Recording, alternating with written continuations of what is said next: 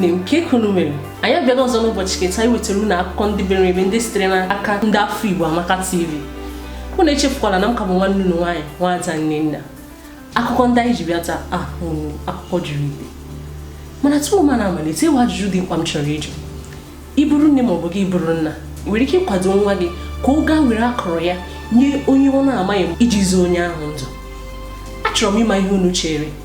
Ihe ọ bụla unu chere ma ọ bụ ihe bụ ọbụla bụ azịza unu, biko unu dee ya na ngalaba nkọwa okwu. Ọ bụrụ na ihe ahụ gị mbụ ịga akụkọ ndị sitere n'aka ndị afọ Igbo Amaka TV, biko echefukwala ịhụ na bọtịn uhie ahụ n'ebe a edere subscribe. Biko echefula ibinye aka na ya na ọ dị ezigbo mkpa ka iwe ike na-enweta akụkọ ndị sitere n'aka ndị afọ Igbo Amaka TV. Dịka m kwuru, akụkọ ndị anyị ji bịa taa o buru ibu. Unu echefukwala ajụjụ ahụ m jụrụ, maka ihe mere m ji jụọ ajụjụ ahụ.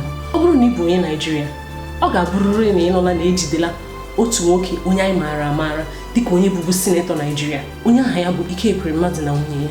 Anwụchiela nwoke a na UK. Ejidela nwoke a na nwunye ya n'ihi ịzụ ahịa akụkụ ahụ, ya bụ nke akpọrọ na olu bekee organ trafficking. Dịka akụkọ sitere n'aka ndị Arise TV. Aid to the doctor at the Royal Free Hospital.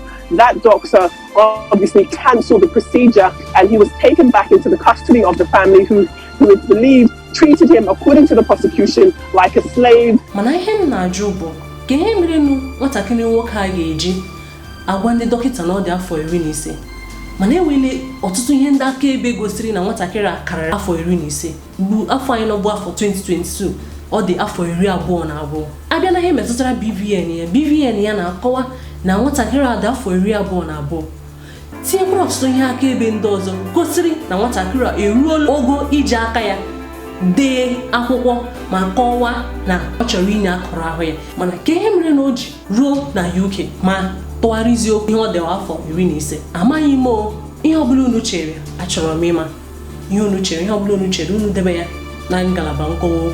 Ihe a mere ike ekwere mmadụ na nwunye ya kwesịrị ịbụ mkpali ọzọ na ihe metụtara gọọmenti ndị na-achị Naịjirịa ka ha nwee ike ime ihe gbasara ngalaba ahụike anyị. Ọ bụrụ na ndị a mere ihe gbasara ngalaba ahụike anyị, ihe dị otu a agaghị eme nwoke a na nwunye ya. Nwoke a na nwunye ya agaghị inwe atụmatụ ịkpọrọ nwa ha nwaanyị gawa obodo ọzọ iji gwọọ ya ọrịa. Leenụ ngalaba ahụike anyị otu ọ dị, mana ha ga-eji ihe karịrị 100 nde naira zụọ vootu. 100 nde naira a ga-eji ya mee ọtụtụ ihe na ngalaba ahụike anyị, mana ọ kara ha mma iji ya azụ vootu. Unu na-anụ n'akụkọ nke mere ihe ruru sinetọ 18 chọrọ ịhapụ otu pati APC banye n'otu pati PDP. Otu n'ime ihe ha kọwara bụ isiokwu ha mere ha jiji ịhapụ otu pati ahụ n'ihi ihe ha na-arụ iji ego afọju akpa. Ego ha gara eji eme ọtụtụ ihe n'obodo anyị enwe nke eji ya mee.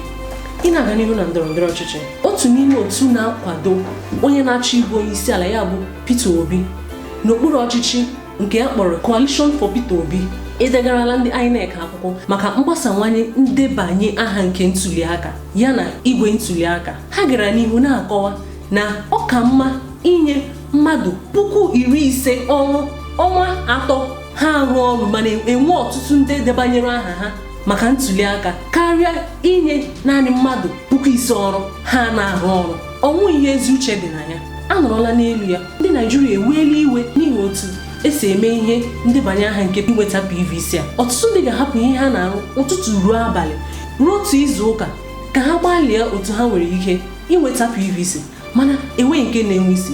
Ihe a ka njọ ebe ndị ndịda bunye anyị machines, at least opekata mpe ha bunye anyị up to 10 machines so that the registration will continue. Biko ka ihe na-eme n'etiti gọvanọ Wike na Ned Nwoko. Wike dọkpụrụ nwoke a gaa n'apịtị maka okwu ọ gwara ya na Atiku Abubakar họrọ Ifeanyi Okowa n'ihi na ya wabụ Wike bụ onye okwu na ụka na ọ bụ onye akpa nsogbu. Okwu a nwoke a kwuru gbasara Wike bụ onye akpa nsogbu ka Wike ji daghachi nwoke a. N'ime otu okwu ele otu nwoke na-agbasi mbọ ike ịlụ nwa agbọghọbịa niile juru na Naịjirịa ga-esi bịa na-agwa ya bụ onye isi ala nke Rivers steeti okwu na-egbe ebe o ruru ya na nwoke a na ya wabụ Wike na ọ bụ nwoke ụzọ bata na otu pati PDP. Na ọ bụrụ na nwoke a na ọ sị na ọ bụ nwoke na ya pụta bịa zọọ ọkwa onye ibu isi ala ka ọ mara ma enwere ofu onye ga-atụnyere ya. Akụkọ juru ite, mana ka ọ dị ugbu a ka anyị were ya ụta na-eru izu ọzọ mgbe anyị ga-ewetara unu akụkọ ihe ndị mere eme n'obodo anyị.